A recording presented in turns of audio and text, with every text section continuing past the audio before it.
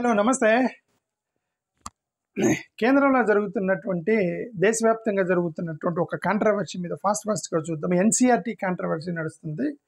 అంటే కాంట్రవర్సీ అంటే దేశవ్యాప్తంగా అంటే కాంగ్రెస్ బీజేపీల మధ్య జరిగేది నేషనల్ న్యూస్ అయింది. మిగతా రీజనల్ పార్టీస్ రీజనల్ న్యూస్ అవుతాయి. ఇప్పుడు దేశంలో న్యూస్ అంటే కాంగ్రెస్ వాళ్ళు బీజేపీ వాళ్ళు కొట్టుకుంటున్నారు ఒక విషయంలో. ఏ విషయం అది? ఎన్సీఆర్టీ సిలబస్ మార్చి కాంగ్రెస్ వాళ్ళని దోషులుగా చిత్రీకరించారు. సిలబస్ మార్చేసేసి అని చెప్పేసి ఎన్సీఆర్టీకి సంబంధించిన న్యూ మోడ్యూల్ సిలబస్ని రిలీజ్ చేశారు. దాంట్లో కాంగ్రెస్ వాళ్ళు కొన్ని చూసి అబ్జెక్షన్ రైజ్ చేసి గొడవ చేస్తున్నారు. ఇది ఎన్సీఆర్టీ సిలబస్. ఈ యొక్క ఎన్సీఆర్టీ సిలబస్లో ఒక చాప్టర్ పెట్టారు, పార్టీషన్ హర్రర్స్ రిమెంబరెన్స్ డే అని ఒక చాప్టర్ పెట్టి దాంట్లో కల్ప్రిట్స్ ఆఫ్ ది పార్టీషన్ అని ఒక పారాగ్రాఫ్ పెట్టారు అనమాట. ఈ పారాగ్రాఫ్లో మా గురించి బ్యాడ్గా రాశారు, కాంగ్రెస్ గురించి బ్యాడ్గా రాశారని చెప్పేసి ఈ బీజేపీ వాళ్ళ చరిత్రను వక్రీకరించి వాళ్ళ నెరేటివ్లో రాసి కాంగ్రెస్ని దోషులుగా చిత్రీకరించి ఇస్తూ సిలబస్ మార్చి పిల్లలకి టీచ్ చేయడానికి కొత్త ఎన్సీఆర్టీ సిలబస్ని మీరు మార్చారు, ఇంట్రడ్యూస్ చేశారు అనేది కన్ఫ్లిక్ట్ ఈరోజు మధ్యాహ్నం నుంచి జరుగుతుంది. ఓకే, లోపలికి వెళ్ళి చూద్దాం. అంటే నా ఉద్దేశం ఏంటంటే కాంగ్రెస్ ఏమో బస్ డ్రైవర్ వర్షన్ మాట్లాడుతున్నారు, బీజేపీ వాళ్ళేమో ఆటో డ్రైవర్ వర్షన్ మాట్లాడుతున్నారు. అంటే అర్థం ఏంటంటే నా ఉద్దేశం, ఇప్పుడు బస్సు ఆటో రెండు గుద్దుగానే యాక్సిడెంట్ చేసుకున్నాయి. ఇప్పుడు బస్ డ్రైవరు నా తప్పు లేదంటే నేను కరెక్ట్గాను వాళ్ళది తప్పు అని ఆర్గ్యూ చేస్తాడు బస్ డ్రైవరు. ఆటో డ్రైవర్ నా తప్పు లేదు అతను తప్పు అని ఇతని వర్షన్, అంటే ఎవరి వర్షన్లో వాళ్ళు ఆర్గ్యుమెంట్ చేస్తారు కదా. ఒక యాక్సిడెంట్ అయిన తర్వాత ఈ డ్రైవర్లు ఇద్దరు నా తప్పులు నాదా వాళ్ళ వైపు వాళ్ళు ఆర్గ్యుమెంట్ చేసుకుంటారు. ఓకే, అందుకే కాంగ్రెస్ బస్ డ్రైవర్ అయితే బీజేపీ ఆటో డ్రైవర్ వర్షన్లో వాళ్ళు ప్రజెంట్ చేయటానికి చేస్తున్నారు హిస్టరీ. బట్ ఇది కాకుండా మూడో వర్షన్ ఒకటి ఉంటుంది, అదే రియాలిటీ వర్షన్. ఈ రియాలిటీ వర్షన్ అంటే అది ఎట్లా వచ్చింది? సీసీ కెమెరాల ద్వారా, ఇన్వెస్టిగేషన్ ద్వారా, పక్కనున్న విట్నెస్లు చెప్పిన ప్రకారం చూసిన వాళ్ళు దీన్ని బట్టి రియల్ వర్షన్ వచ్చింది బయటికి. ఓకే, ఇప్పుడు ఆ రియల్ వర్షన్ ఏందో చూద్దాం వీళ్ళిద్దరి యొక్క గొడవలో. Okay, I will tell you the crime investigators version. BJP May say that one version, Congress May tell another version. మనం ఇంకొక వర్షన్ చెప్తున్నా, అంటే మనది రియాలిటీ వర్షన్ చెప్పడానికి మీ ప్రయత్నం చేస్తాం ఫాస్ట్గా. ఇది యాక్చువల్గా జరిగినటువంటి కన్ఫ్లిక్ట్. ఇదేంది టెక్స్ట్ బుక్లో, ఇది ఇండియా టుడేలో రాసినటువంటి ఒక ఆర్టికల్ని మీకు ప్రింట్ చేసి చూపిస్తున్నా.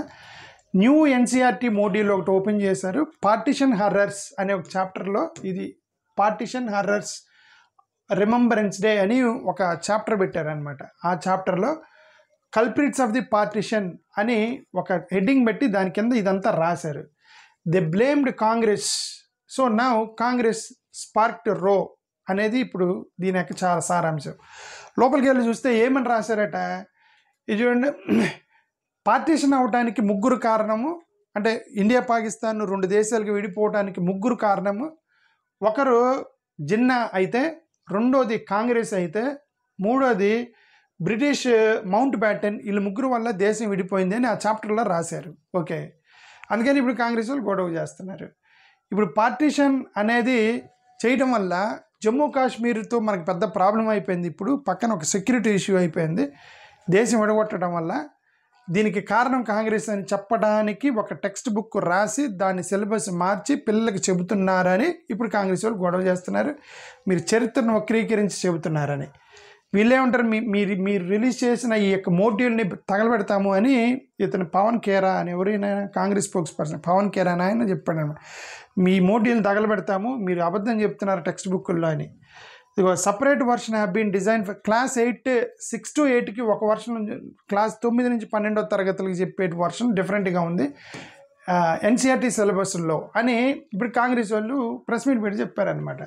ఇప్పుడు ఇది 1940 ఇంకోటి కూడా ఏమన్నారు, ఇప్పుడు 1940 లాహోర్ రిజల్యూషన్ గురించి మాట్లాడారు. మహమ్మద్ అలీ జిన్నా ఎవరైతే ఉన్నారో ఆయన రోజు ఏమన్నాడంటే, ఇదిగోండి మీ హిందువులు వేరు మేము వేరు, మా different villages, different culture, different philosophy, మీరు మాది వేరు కాబట్టి సపరేట్ అయిపోదామని 1940లో 2 నేషన్ థియరీని పట్టుకొచ్చిన దాన్ని టెక్స్ట్ బుక్లో రాశారు. అది కరెక్టే, అది అతను అన్నమాట కరెక్ట్. అది కాకపోతే ఇక్కడ అబ్జెక్షన్ కాంగ్రెస్ వాళ్ళు చేసింది ఏంటి, British initially shot to keep India United. British వాళ్ళు అంటే మీ ఇద్దరు విడిపోవద్దు, ఇండియా పాకిస్తాన్ కలిసి ఒక దేశంగా ఉండండి అని బ్రిటిష్ వాళ్ళు అంటే, Congress has refused this proposal. Congress వాళ్ళు అన్నట్టు లేదు విడిపోవాల్సిందే అని చెప్పేసి కాంగ్రెస్ వాళ్ళు విడగొట్టారు అన్నట్టుగా టెక్స్ట్ బుక్లో రాశారు. అది పిల్లలకి సపరేట్ టెక్స్ట్ బుక్ వేసి పిల్లలకి టీచ్ చేస్తున్నారు ఇప్పుడు. ఇది గొడవ. ఓకే, కొన్ని పాయింట్స్ కూడా రాశారు. సర్దార్ వల్లభాయ్ పటేల్ గారు అన్నారట, ఇదిగండి అందరు కలిసి ఉండి కొట్టుకోవడం కంటే కూడా విడిపోవడమే బెటరు, కొట్టుకుంటున్నారు హిందువులు ముస్లిమ్స్, కాబట్టి మనం విడిపోదామని సర్దార్ వల్లభాయ్ పటేల్ అన్నారు అనేది ఆ టెక్స్ట్ బుక్ చాప్టర్లో రాశారు ఒక పాయింట్. ఓకే, గాంధీ గారిని ఎందుకు చంపారాయి అంటే ఇండియా పాకిస్తాన్ విడిపోవడానికి గాంధీ గారే కారణము, ఆయన ముస్లిమ్స్కి ఫేవరబుల్గా చేశాడని చంపేశారు గాడ్సే అని చెప్పేసి వీళ్ళే చెప్తున్నారు కదా. బట్ ఇక్కడ డిఫరెంట్గా ఉంది టెక్స్ట్ బుక్లో. గాంధీ గురించి ఏం రాశారు, గాంధీ ఇండియా పాకిస్తాన్ని విడిపోవటానికి వ్యతిరేకించాడు, కానీ కాంగ్రెస్ వాళ్ళు నిర్ణయం తీసుకోవడం వల్ల ఆయనకు వేరే ఆప్షన్ లేక కాంగ్రెస్ యొక్క ఫోర్స్ తోటి ఆయన యాక్సెప్ట్ చేయాల్సి వచ్చింది, గాంధీ తప్పు లేదని, మహాత్మా గాంధీ తప్పు లేదని రాశారనమాట. మరి మహాత్మా గాంధీ తప్పు లేకపోతే అక్కడ కాంగ్రెస్ ఎవరు, మహాత్మా గాంధీ కూడా ఒక మెయిన్ పర్సన్ కదా కాంగ్రెస్లో, కాంగ్రెస్ తప్పు ఉంది, మహాత్మా గాంధీ తప్పు లేదన్నట్టుగా టెక్స్ట్ బుక్లో రాశారండి. ఇప్పుడు కొత్తగా రిలీజ్ చేసిన ఎన్సీఆర్టీ సిలబస్లో 6th, 8th, 9th, 10thకి. ఓకే, ఇది mount baton had announced June 1948, అంటే ఇప్పుడు మౌంట్ బ్యాటన్ అనే 1948లో మీకు 2 దేశాన్ని విడగొట్టి పవర్స్ ఇస్తామా అని మళ్ళీ 1947కే దాన్ని ముందుకు ప్రీపోన్ చేశాడు అన్నది రాశారు. ఎందుకు ప్రీపోన్ చేశారు అంటే ఇది వాడి మీద తప్పేశారు, మౌంట్ బ్యాటన్ మీద తప్పేయటానికి ఈ టెక్స్ట్ బుక్ ట్రై చేసింది అనేది మనకు ఒకటి అర్థమైంది. మోరోవర్ అలా ముందుకు తీసుకురావటం వలన ఫాస్ట్గా వాళ్ళు మొత్తం బౌండరీలు వేయాల్సి వచ్చింది. ఈ బౌండరీలు వేయాల్సి వచ్చింది కాబట్టి ఇష్టం వచ్చినట్టుగా సరిగా బౌండరీస్ వేయకుండా వెళ్ళిపోవటం వలన ఇప్పుడు జమ్మూ కాశ్మీర్ మీద మాకు గొడవ వచ్చేసి ఇప్పుడు కొన్ని సంవత్సరాలుగా కొట్లాడుతున్నాము, ఈ మౌంట్ బ్యాటన్ గాడు కరెక్ట్గా బౌండరీస్ గీయకపోవటం వల్ల అనేది ఒక టెక్స్ట్ బుక్. ఈ సారాంశంతో ఎన్సీఆర్టీ సిలబస్లో వాళ్ళు ఒక చాప్టర్ పెట్టారు. ఇప్పుడు కాంగ్రెస్ వాళ్ళు వీళ్ళు ప్రెస్ మీట్ పెట్టి వాళ్ళు ఏమన్నారంటే, ఇదిగోండి ఇండియా పాకిస్తాన్ విడిపోయింది మా కాంగ్రెస్ వాళ్ళ వల్ల కాదు, హిందువులు ముస్లిమ్స్ కొట్టుకోవడం వల్ల విడిపోయారు అని వీళ్ళు అన్నారు. అని ఇది మాట అన్నారు ఏమని, RSS is dangerous to this nation, idea of partition was first propagated by Hindu Mahasabha in 1938, it was repeated by Jinnah in 1940. వీళ్ళు ఏమన్నారంటే ఫస్ట్ ఏమంటారు సపరేట్ కంట్రీ అనేదాన్ని, సపరేట్ కంట్రీ అనేదాన్ని ఫస్ట్ ప్రాపగేట్ చేసింది హిందూ మహాసభ 1938లో. ఆ తర్వాత 2 సంవత్సరాల తర్వాత మహమ్మద్ అలీ జిన్నా 1940లో 2 నేషన్ థియరీ పట్టుకొచ్చి మాకు సపరేట్ దేశం కావాలన్నాడు. అంటే ఫస్ట్ అడిగింది హిందూ మహాసభ, అంటే ఇప్పుడు ఉన్న ఆర్ఎస్ఎస్ అనమాట హిందూ మహాసభ అంటే. ఓకే, హిందూ మహాసభనే అన్నారు అని కాంగ్రెస్ వాళ్ళు చెప్పారు. ఓకే, బట్ ఇది యాక్చువల్గా ఇది తప్పు, నేను మీకు చెప్తాను ఏది కరెక్ట్ అనేది. అదే నేను చెప్తున్నాను, కాంగ్రెస్ వాళ్ళు ఏమో వాళ్ళ వర్షన్ చెప్తున్నారు, బీజేపీ వాళ్ళు వాళ్ళ వర్షన్ చెప్తున్నారు. కరెక్ట్ వర్షన్ ఏదో నేను చెప్తున్నాను. ఇది సింపుల్గా మీకు ఒక సింగిల్ ఏమంటారు దీన్ని సింగిల్ స్లైడ్లో మీకు మొత్తం ఎక్స్ప్లెయిన్ చేస్తాను, జస్ట్ 2-3 minutes. ఇప్పుడు ఇక్కడ నలుగురు ఉన్నారు, నలుగురు యొక్క రోల్ ఉంది దీంట్లో. ఫస్ట్ బ్రిటిషర్స్ వాళ్ళ రోల్ ఏంటి అనేది ఇక్కడ రాసాము. కాంగ్రెస్ అంటే ఇప్పుడున్న కాంగ్రెస్ పార్టీ కాదు, కాంగ్రెస్ అంటే వీళ్ళు ఏమంటారు ఫ్రీడమ్ ఫైటర్స్ని కాంగ్రెస్ అంటారు. ఓకే, ఇప్పుడున్న కాంగ్రెస్ ఆ ఫ్రీడమ్ ఐఎన్సీ అంటారు, ఇండియన్ నేషనల్ కాంగ్రెస్ అని 1885లో ఒక ఆర్గనైజేషన్ పెట్టి దాని మీద స్వతంత్ర ఉద్యమం కొట్లాడారు. అది పొలిటికల్ పార్టీగా మారింది తర్వాత స్వతంత్రం తర్వాత. ఇప్పుడు కాంగ్రెస్ అంటే కాంగ్రెస్ పార్టీ కాదు, ఫ్రీడమ్ ఫైటర్స్ అని అర్థం. ఓకే, ఇక్కడ ఫ్రీడమ్ ఫైటర్స్, ఇక్కడ ముస్లిం లీగ్ అంటే ఒక ఆర్గనైజేషన్ పెట్టారు ముస్లిం లీగ్ అని, ముస్లిమ్స్ కోసం. వాళ్ళ రోల్ ఏంటి, హిందూ మహాసభ, ఇప్పుడు ఇది ఆర్ఎస్ఎస్ వీళ్ళ యొక్క రోల్. ఇది 4 ఒక సింగిల్ స్లైడ్లో మీకు టైం లైన్ చెప్తూ ఫాస్ట్గా చెప్పడానికి ప్రయత్నం చేస్తా. ఓకే, ఇక్కడ చూడండి, ఫస్ట్ బ్రిటిష్ వాళ్ళు మనకి హెరాస్మెంట్ చేస్తున్నప్పుడు ఫస్ట్ ఈ హెరాస్మెంట్ తట్టుకోలేక స్వతంత్ర ఉద్యమం కోసం పోరాడాలి అనేటువంటి ఒక ఉద్దేశంతో 1885లో ఇండియన్ నేషనల్ కాంగ్రెస్ అని ఒకటి స్థాపించారు. ఓకే, వీళ్ళు ఎప్పుడైతే వీళ్ళ స్వతంత్ర ఉద్యమం గురించి మాట్లాడుతున్నారు, వీళ్ళందరూ మళ్ళీ ఇండిపెండెన్స్ అంటారు, ఎట్లయినా వీళ్ళని విడగొట్టాలి, డివైడ్ అండ్ రూల్. బ్రిటిష్ వాడి యొక్క క్రూయల్ మైండ్ సెట్ ఏంటంటే డివైడ్ అండ్ రూల్. ఈ డివైడ్ అండ్ రూల్ చేసేయాలని చెప్పి హిందువులకి ముస్లిమ్స్ గొడవ పెడితే పోయింది కదా. వీళ్ళు ఏం చేశారంటే ముస్లిమ్స్ని ఎంకరేజ్ చేశారు, బ్రిటిష్ వాళ్ళు ముస్లిమ్స్ని ఎంకరేజ్ చేసి ముస్లిం లీగ్ అని ఒకటి స్టార్ట్ చేశారు 1906లో. ఎప్పుడైతే వీళ్ళు ముస్లిం లీగ్ స్టార్ట్ చేశారో మింటో మార్లే రిఫార్మ్స్ అని ఒకటి తీసుకొని వచ్చి ముస్లిమ్స్కి సపరేట్ ఎలక్టోరల్ ఇచ్చేశారు బ్రిటిష్ గవర్నమెంట్. ఎప్పుడైతే బ్రిటిష్ గవర్నమెంట్ వీళ్ళకి ఇచ్చిందో హిందువులకు కోపం వచ్చింది. ముస్లిం లీగ్ అని వాళ్ళు పెట్టుకొని మళ్ళీ వాళ్ళు ఇచ్చిన ముస్లిం లీగ్ డిమాండ్ ప్రకారం వాళ్ళ రికమెండేషన్ ప్రకారం మళ్ళీ వాళ్ళకి సపరేట్ ఎలక్టోరల్ ఇచ్చావు.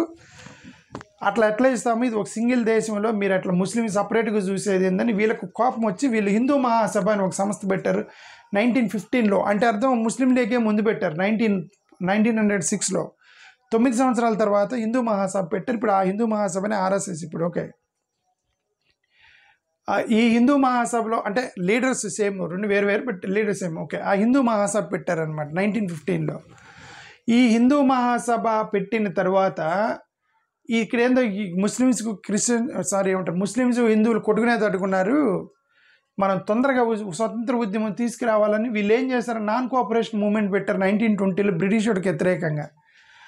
ఆ నాన్ కోఆపరేషన్ మూవ్మెంట్ జరుగుతున్న టైంలో నాన్ కోఆపరేషన్ మూవ్మెంట్ జరుగుతున్న కేరళలో 1921లో ఒక చిన్న గొడవ జరిగింది కేరళలో. దాన్ని మప్పీలా రెబెలియన్ అని అంటారు. ఈ మప్పీలా తిరుగుబాటు కేరళలో జరిగింది. అంటే బ్రిటిష్ వాళ్ళకి వ్యతిరేకంగా కేరళ ముస్లిమ్స్ తిరగబడ్డారు.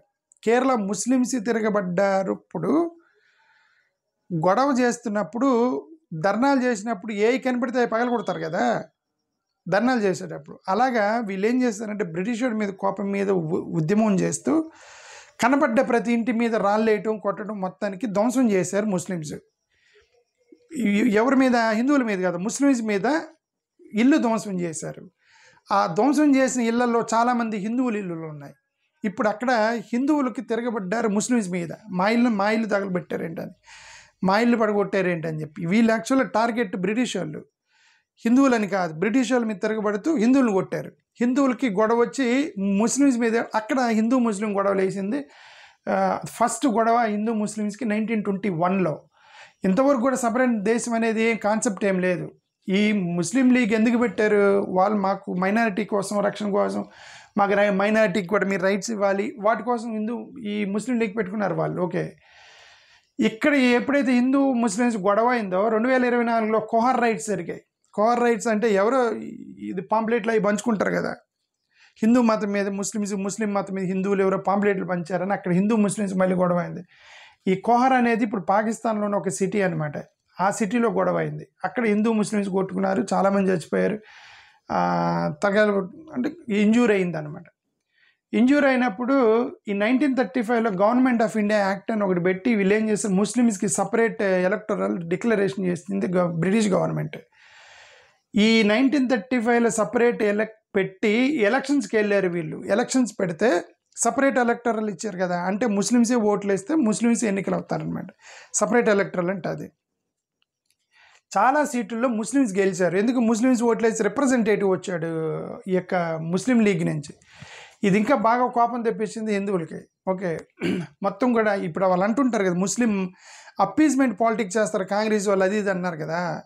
ఇది బ్రిటిష్ నుంచే వచ్చింది. ఓకే, బ్రిటిష్ వాళ్ళే ముస్లిం లీగ్ని ఎంకరేజ్ చేశారు, రిఫార్మ్స్ తీసుకొచ్చారు, సపరేట్ ఎలక్టోరల్ ఇచ్చారు, వాళ్ళే సపరేట్ రిప్రజెంటేటివ్స్ని పట్టుకుంటూ వచ్చారు. ఎందుకంటే మైనారిటీస్గా గుర్తించి తీసుకొచ్చారు బ్రిటిష్ వాళ్ళు. ఓకే, ఇప్పుడు ఈ హిందువులకు కోపం వచ్చింది, మీరు వాళ్ళకి సపరేట్ ఎలక్టోరల్ ఇచ్చి వాళ్ళని మళ్ళీ రిప్రజెంటేటివ్ తీసుకొచ్చి కూర్చోబెట్టారు, ఇది మా హిందూ దేశము, వాళ్ళకేందంత ఇంపార్టెన్స్ అనేటువంటి ఒక వర్షంలో 1938లో హిందూ రాష్ట్రాన్ని డిమాండ్ తీసుకొచ్చాడు సావర్కర్ గారి యొక్క ఆధ్వర్యంలో.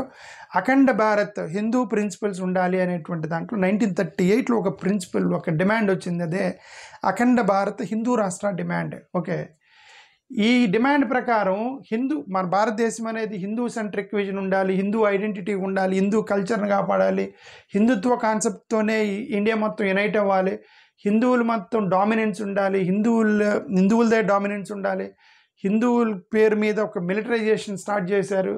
యాంటీ కౌ స్లాటర్ అంటే గోమాత దానికి వ్యతిరేకంగా గోవధకి వ్యతిరేకంగా ఉద్యమం మొదలెట్టారు.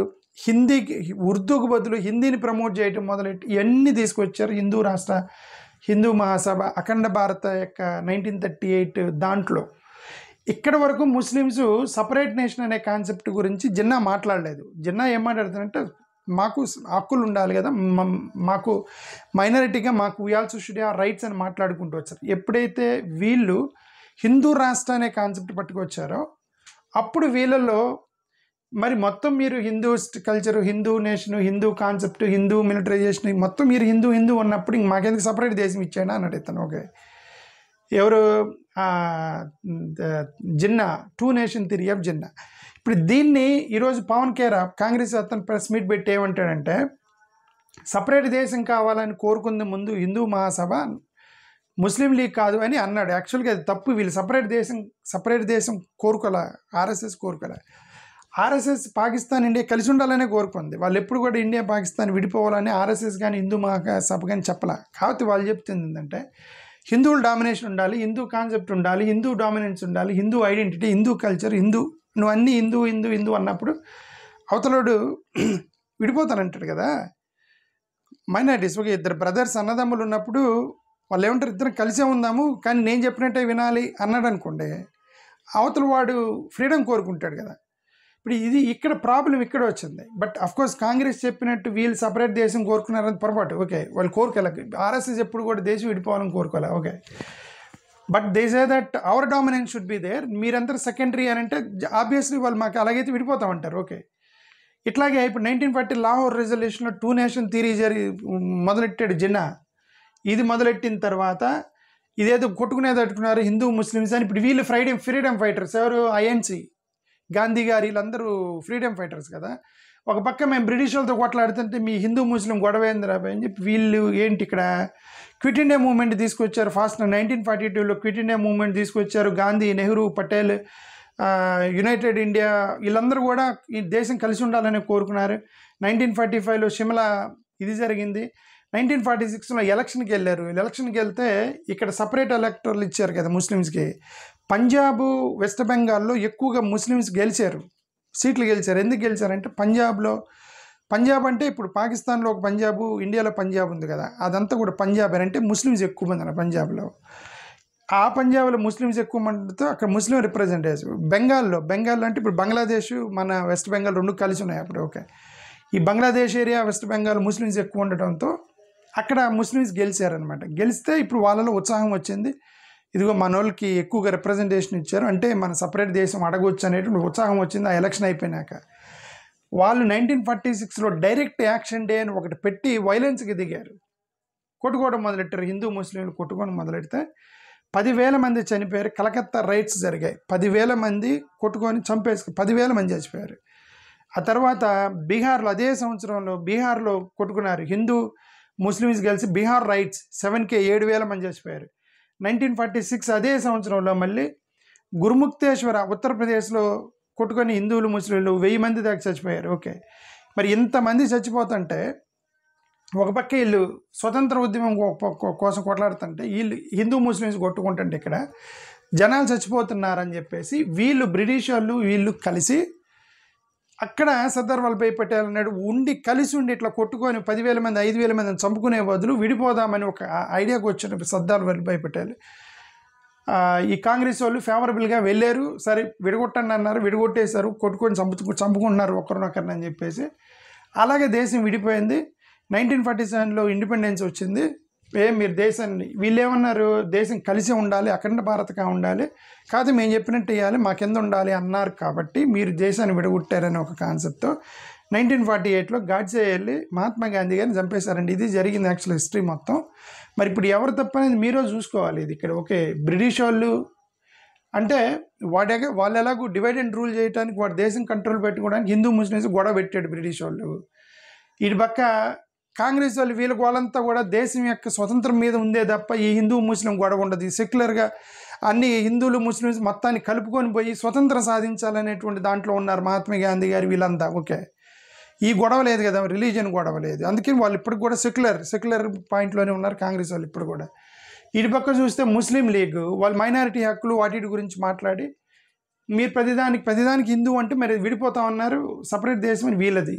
ఇప్పుడు వీళ్ళే ఉన్నారంటే అఖండ భారతం కలిసి ఉండాలి, దేశం విడిపోకూడదు, కాబట్టి మేము హిందూ రాష్ట్రం ఇది, హిందూ కింద మీరందరూ ఉండాలి, మేము మెజారిటీ, మా భావజాలం, మా ఐడెంటిటీ, మా కల్చర్లో దేశం నడవాలి.